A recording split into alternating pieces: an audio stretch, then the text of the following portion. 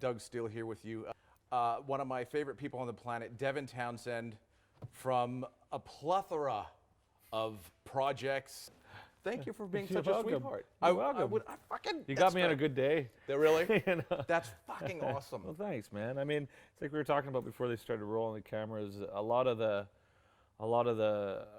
experiences that I feel I've been able to accumulate through doing whatever it is I do has been really helpful for me because it forces me to be with other people and to be social in ways that doesn't come naturally to me. So meeting folks and situations like that are just parts of it that in real life I would just back right away from. So I can stop going to live gigs now because I saw you and Meshuggah, and that was after that I said I'm fucking done. So I said that after I saw Meshuggah. yeah. I was like, oh, we got to go on now? Shit, man.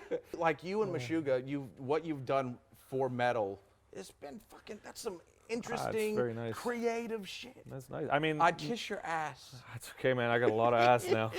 But Nice. no, Meshuggah it's an interesting scenario between them and myself because we've been doing it for approximately the same amount of time, and I've become very close with those guys. And I've spent a whole bunch of time recently up in Umeå, Sweden, mixing the new Casualties record, and I've become really close with this guy from Toontrack who grew up with Fred, and it's, you know, now I'm with Morgan on drums for He's the Casualties. fucking crazy, Oh, dude. he's amazing, but it's just strange how that scene has all, after so many years, we've just ended up in each other's lives from far across the planet essentially. But I attribute that to a lot of things, and there's not. Somebody asked me outside. They said, "Well, which bands were your favorite people?" And there's not a lot. I mean, at this age, it takes a lot for me to make a friend. It's not something that I have a lot of patience opening myself up for now, because a lot of times you're going to get disappointed at this age, and I just don't have the energy anymore. So if somebody lets me down at this age, I'm like, wow, I just wasted a bunch of time. How old are you now? 41. Yeah, right. So with the Meshuggah guys, specifically Frederick, I mean, I've known those guys for a long time, and so it's an actual real relationship, which is great. And for me personally with that band, you know, it's you see them play and you're just like, okay, why are we doing this again? You know? Yeah, it's pretty fucking crazy, Yeah, actually. it's amazing. Can we talk about the singer you use on, the female singer on that? She's from The Gathering, right? Yeah, Annika. She's fucking awesome. Yeah, you know, I've been fighting with this too. I've been married for so many years that I always think, what's my reason for being so attracted to female vocalists? Is it just because I'm some sort of creepy old guy that's using it as a vehicle for this and that and the other thing? No fucking way. Well, I think it's good to think about it, because at first I was just like, wow, man. But when I was a kid, when I was about, oh gosh, maybe 14 or 15, right about the same time that I really was into Metallica and King's X and whatever else I was into at the time, I just loved Enya. I loved it. And so I always remember thinking, when I do write music, I hate singing. It's just such a drag. So I often write for other people, but the music predominantly ends up being directed towards that tonality, like female vocalists. So Do you sing because it's just easier than to have somebody come in and you have to tell them or convey your emotion kind of deal? Music's the one part of my life that's easy. Every other part of my life I find difficult, but music is easy. And so I get really frustrated with people that either take it too seriously or find it difficult.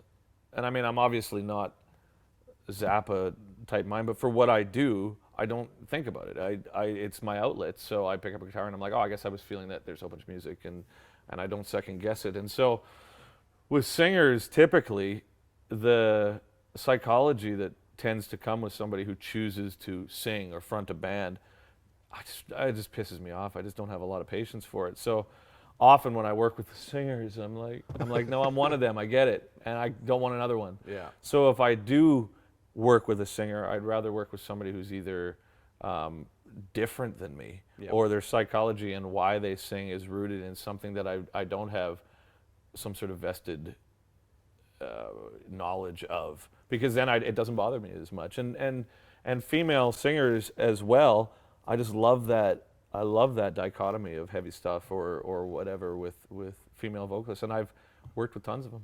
the relationship that I have with singers is also very important. Like Annika and I had a good thing as well because there was no underlying ulterior motive or anything. It was very much a brother-sister kind of relationship, and that made it a lot easier for me to create and utilize that tonality without any sort of man-woman drama involved with it. And the lady that I'm using on Casualties I've met her in person 3 times, and that's part of why it works, because the concept of the record is this voice that's coming from the inside of this planet, and blah, it's super cheesy shit. and so with Che, it's good for me because we do it all over the internet. I just send her the stuff and she sends me files back and we don't interact. And so that relationship as well has played into the concept, if you will, and it's interesting. When is that due out? How much? I have worked harder on Casualties and slower on Casualties than any record, and I listened to it on the plane here today, and it sounds so good. I mean, I love it. It's going to be off-putting to a bunch of people because it's really, really different, but softer, different, heavier, different, or just softer, a lot darker too. It's not soft like Ghost. It's maybe something like Key in a way, but it's a lot less insistent that you pay attention to it. But I think the thing about Casualties that I'm most proud of is after a record like Epicloud, which is so commercial, to be fair, I went and was like, well, what are people doing for structures? For an interesting experiment for myself, I just went through popular music and said, it seems like it starts with a chorus and then it goes into the midsection, and so I just took, and I was like, there's like 10 of those. And so I was like, well, there's 10 songs with those structures. And so for me, it was fun to experiment with that. But in a sense, I kind of felt like, the concept of it was something that I thought was really important, but I kind of phoned it in on some level. Maybe not creatively, but in terms of it resonating with a part of me that was really current. So Epicloud ended up being a success for me artistically not because of the music, but because of the intention, if that makes any sense. And then after that, I was like, right, okay, we've done that. We did those 4 records. We did all this stuff. Everything I've had going musically has had some sort of ulterior motive, even Ziltoid. It's like I'm trying to say something through the vehicle of whatever the music is. And Casualties doesn't have that. Casualties is something that has just evolved since I started writing Deconstruction, I guess. And it's ended up being something that a lot of the criticism that I find that I receive as a performer or a weirdo Yankovic core or whatever it is that I do, Casualties is something I'm like, okay, for sure, I get that and it's valid. But if someone was to say, who are you at this point in your life? I'd say, well, this. And I can actually stand behind it and be like, yeah, that. And so it remains to be seen how people will take it. But at the end of it, it was something I really, really felt strongly about not only doing, but doing perfectly. I don't think I've ever had an opportunity to do it as in-depth as I have with Casualties. So maybe April, cool. He said. Long-winded. What do you listen to, like, when you're just at home or wherever you're at? What's on your phone? There's an ambient artist from Newcastle I've been listening to for years, and I still can't get enough of him, named Rapoon. And he's Robin Story, I guess his name. It's really cool stuff. And I like electronic. I like a lot of, John Hopkins, Deadmau5 sort of thing, because it's not what I do, so I have no real, it's just I can listen to it. I mean, country stuff as well, but not like Keith Urban stuff. I love Cowboy Junkies and old Johnny Cash stuff and whatever. I don't listen to much metal. If I do, I'll put on a Gojira song every now and then because I think it's cool. But I got this Ziltoid radio thing I do in the UK, and it's tons of crazy shit, right? Is he still looking for the ultimate cup of coffee? Because Melbourne is absolutely the fucking place. Yeah, I think if you ever smelled his cup, you'd find he's drinking tea. Oh, really? Yeah, he's a poser. Is he? Yeah, he's trying to make it seem like he's badass, but he's really, if you go back to his own planet, they all just make fun of him. Naughty, naughty. Okay, look, I'll just want to blow through some. I've got friends on Facebook that are like, he's answering texts right now. No, yeah, I'm not even. I'm not involved in this. Yeah, I'm with you.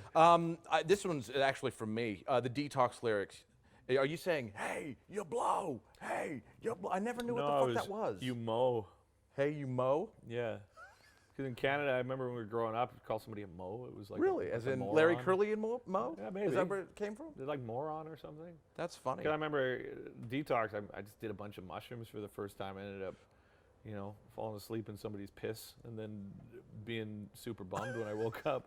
And then I was you like, did wow, a you're horrible fucking batch idiot. of mushrooms Yeah, because I did. Yeah. And I did a good batch for infinity, and then decided that it was probably not best for my genetic makeup to continue along that path. What does he think about himself? Better guitarist or vocalist? Ziltoid? You. Oh, me. Oh, sorry. That's a friend of mine. Me. Yeah. Neither, I guess. I mean, both of them are just kind of tools that I use to get across the things that come into my head. I don't feel responsible for music, and I'm not in some sort of hippie, like, oh, we're channeling it or whatever. It's just, music is as I said earlier, it's the only part of my life that's easy.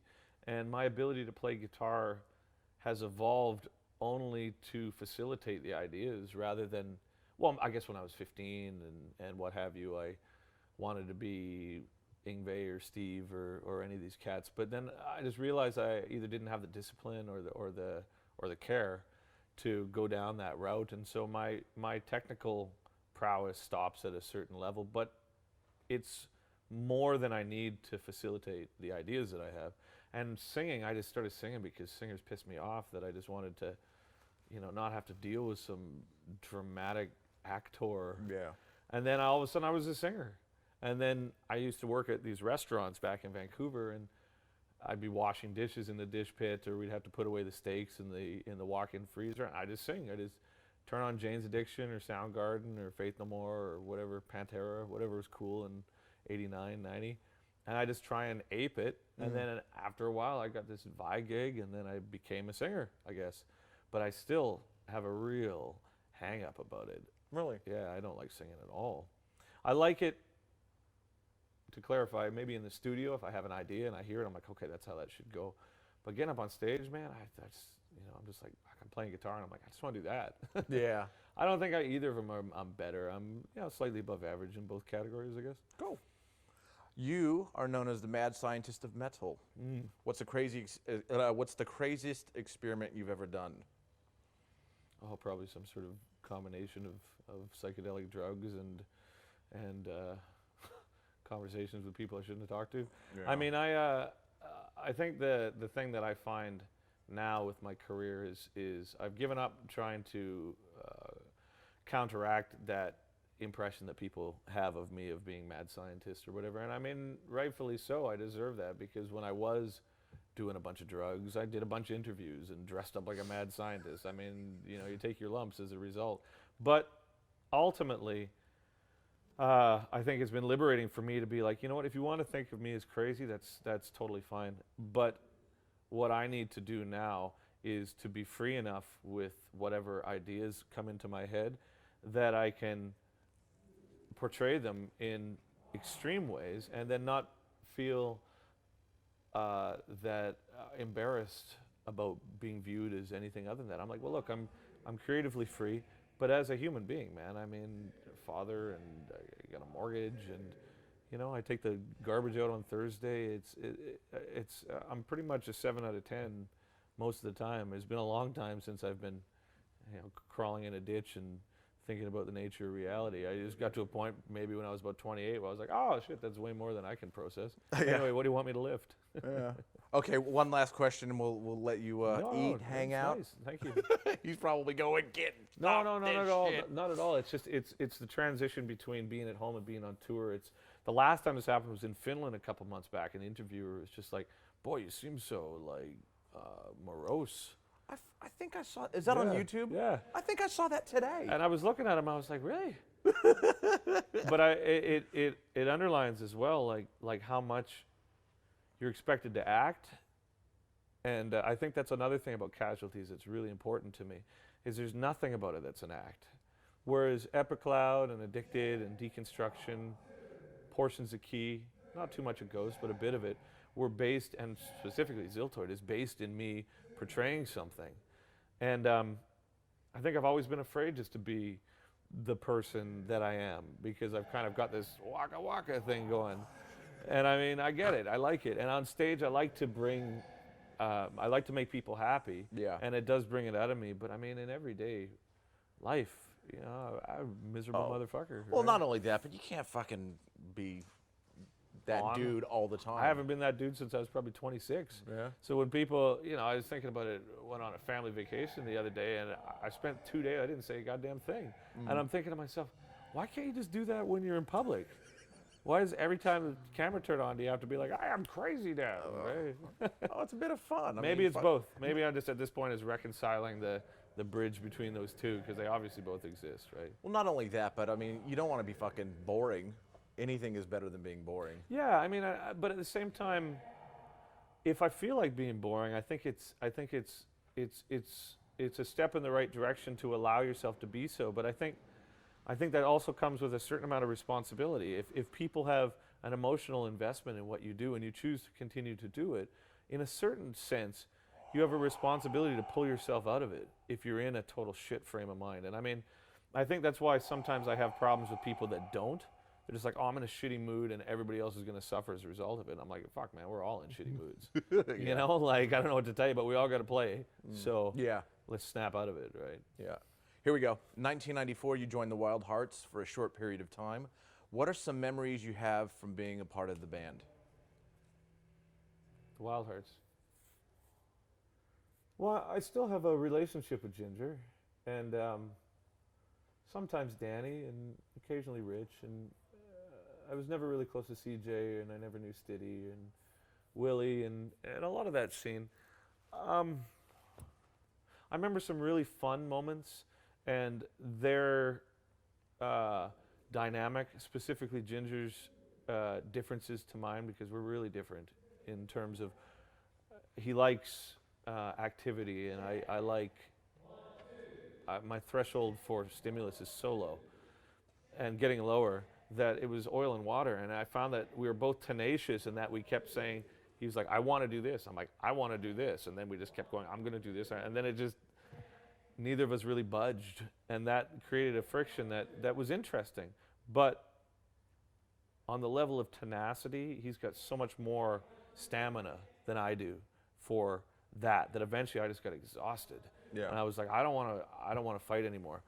But it was never like fighting. It was just a mirror that we could bounce off these different sorts of ideologies.